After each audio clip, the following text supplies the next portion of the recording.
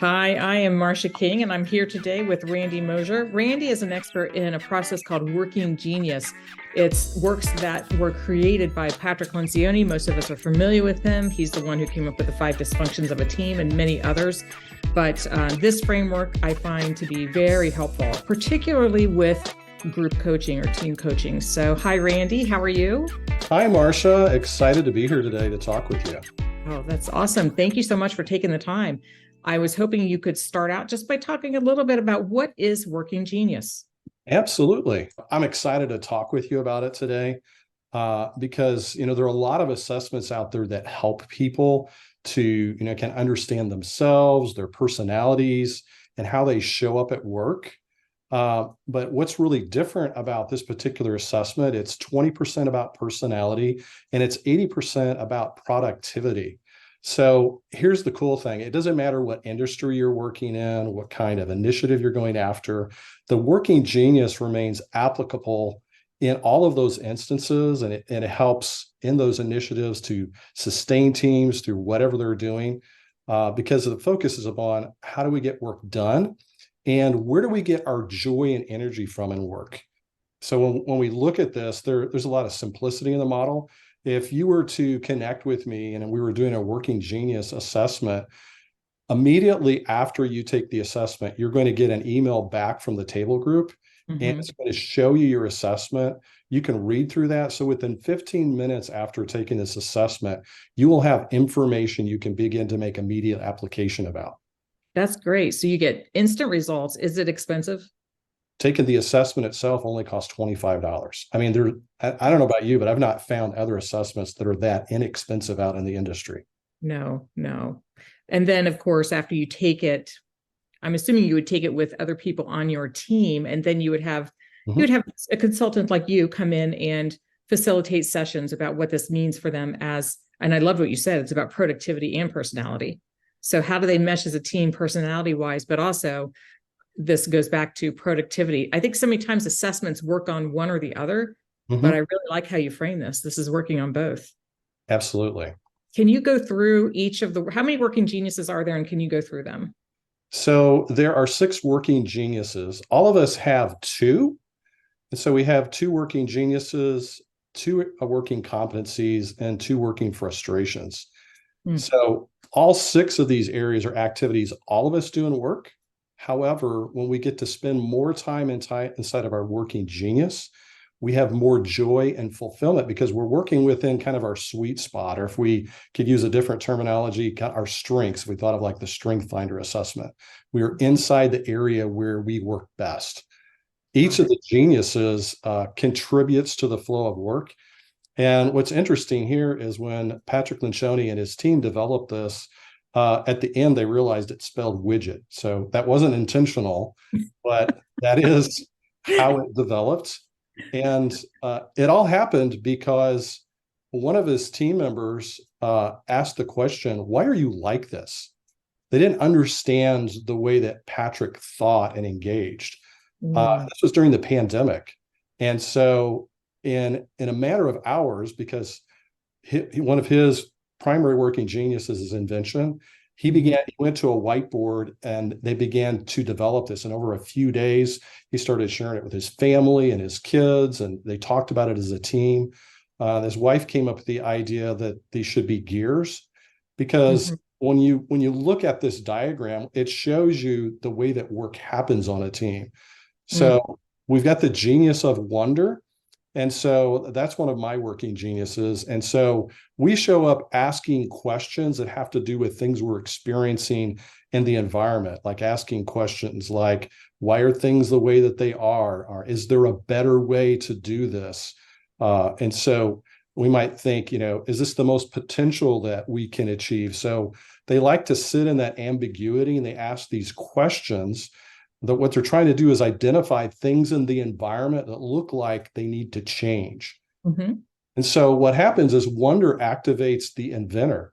And so the inventor here is these questions that the person with wonder has. And so they get joy from like creating things from scratch. They like going to a whiteboard and drawing these ideas together, and they love to brainstorm.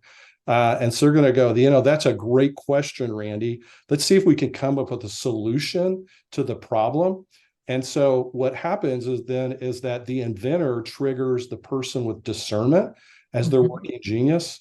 And what the discerner does is they look at the fix that the inventor's coming up with, and they start refining the idea inside the conversation.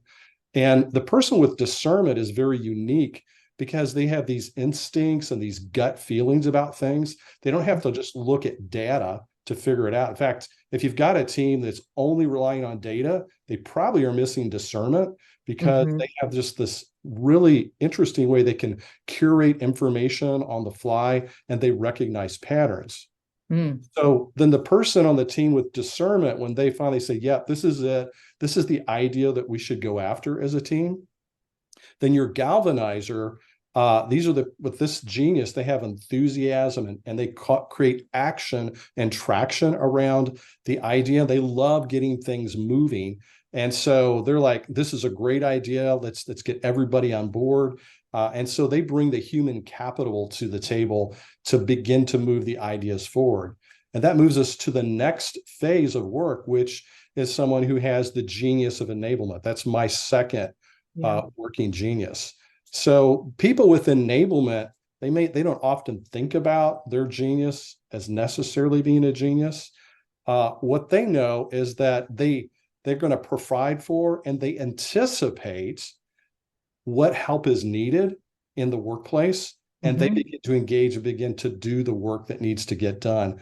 And so they may tend to be people oriented. They want to bring the realization of the vision to life. And then you get to the final phase, which is tenacity. And people with this genius, you might think of them as someone who likes to check off the boxes. And so they long from the team to give them real clarity around the specifics of what we need, what done looks like in this. And so they're going to make sure that the details, the devil is in the details, are going to get done within this work. And so what they're doing is they're responding to that emotional appeal of the galvanizer within this equation. So it's an interesting model. And then from that, we also find that there are 3 stages to work. And so wonder and invention are within the ideation phase of work. And so ideation is about identifying that need, coming up with that idea, getting work to a problem. And then your person with discernment and galvanizing, then they're at the activation phase of work. And the interesting thing, Marsha, is that sometimes people skip this stage. Because what happens is we come up with great ideas in companies and teams, and we throw it over the wall. And we're like, well, let's do it. Let's get it done. And so they want to move immediately to the enabled and the tenacity, which is the final stage, which is implementation. And so we've got to have all of these things working together in order for work to happen effectively on teams. That's so interesting. And I really love how you describe, and they should be gears given how you just described them. So it's like one leads into the other. And that makes so much sense to me, where we often go do ideation, but then we don't go into activation. And we all know those people that have great ideas, but they can't get anything done. Right. So what this is saying is that their strength is the ideas, but they need to be surrounded with other people that can help to the discernment, galvanizing, enablement, and tenacity, getting things done. The other thing that's fascinating is, like, what are your pairings that you have as far as what are your 2 working geniuses? Yes. And is this person an introvert or an extrovert that has these particular areas? So, like, if you're a wonderer and you're more of an introvert, you're a little bit more inside your head, and people have to prompt you to go, this is what I've got going on with me. So, like, for instance, my wife is always going, okay, I can see the wheels turning in your head. What are you thinking about? And so sometimes we need that prompt. And because my 2 geniuses are wonder and enablement, those are like at 2 different stages in which work happens. And the other thing, when you think about this, with the pairings and how we thinking, is that we tend to make work about our genius. So if I were to show up at a meeting with you, I would tend to want to make the meeting about wonder, at the front end. And so helping team members to know what our working geniuses are helps us to think about, how do I regulate my genius? what genius needs to be present at a meeting based upon what we're going to do. So like let's say we're going to do a brainstorming session, you and I. Well, wonder and invention along with discernment are going to work together in brainstorming. And what happens a lot of times is that people on a team that show up with the G, E, and the T, they're like, come on, let's just get work going. Yeah. Let's move this thing forward. And they may be impatient, especially about the person with wonder. Why do you keep asking all these questions? And it's because we want to make sure we're within the environment that we're thinking about like the right questions about how work should happen. So this is one of the things that's really amazing when you're doing team coaching, is helping unlock the potential of the thing that we probably hate the most. And that's in unproductive meetings. Right. My strengths or my geniuses are discernment and enablement. And one of the areas that I constantly have to regulate myself on because I'm a leadership coach, and I often work with people who are geniuses in wonder and invention, and I rush to solution. I have to pull myself back constantly, but I'm aware of it. I just never had this framework to help describe what I'm doing. So I find this to be very helpful. As a coach, we all should understand what we do and what the people around us do, so that I love the word you use, we can regulate. It removes guilt and judgment inside of it. Guilt for ourselves, where we're like, why can't I be more like Marsha? You have discernment, you've got the enablement too. But so like with mine, so wonder and enablement are my two working geniuses. My working competency is the GT, the galvanizing and tenacity. And then my working frustrations are discernment and invention.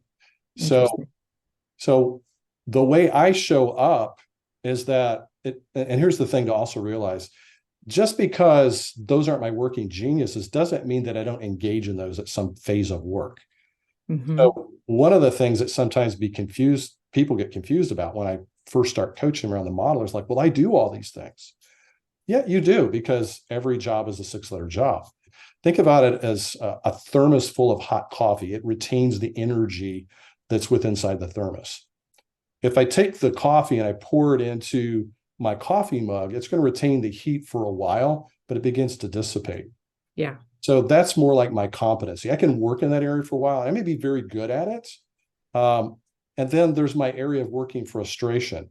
And depending on where you're at within your career path, like if you are coaching, the person who is an upper executive, the C executive, that person may have become very good in a lot of these areas, but they don't understand why they get frustrated if they stay in certain areas of work too much. And it's because they may be having to spend too much time in a competency or a frustration. Yeah. And that can lead to burnout for an individual if they find themselves stuck in those areas too much. Yeah. Because like Patrick Lencioni, he couldn't understand why there were times he was getting really frustrated. And that's what led to the question, why are you like this? I mean, they leaned into him to be the galvanizer on the team because he was good at it, but that's not where his strength was. His geniuses are invention and discernment. So an ID person is very interesting with that pairing because they will invent and discern their own ideas. And so they're very quick then to move forward from there. But he'll tell you that tenacity is like his working frustration. So he'll get really far in a project and he's ready to move on to the next shiny thing. So having that understanding just really opens up some things for you as a person and helps your team know how to work differently with you. I can think of so many applications for this. It's great for leadership coaching. So a leader should know this about themselves and the people around them. It's great for team coaching. And I love what you said about it removes guilt and judgment. That's so true. Oh, yeah. Really, really like that. Well, if someone needs to get in touch with you because they want to talk more about this or want to work with you, what's the best way to get in touch with you? If they come to my website, it's going to be Randy D. Mosier, Mosier.com. And they can connect with me there. If they wanted to send me an email, it's going to be randydmosier@gmail.com. Wonderful. Would love to have that coaching conversation around this. Thank you, Randy. This was wonderful. I appreciate it. Thank you, Marsha.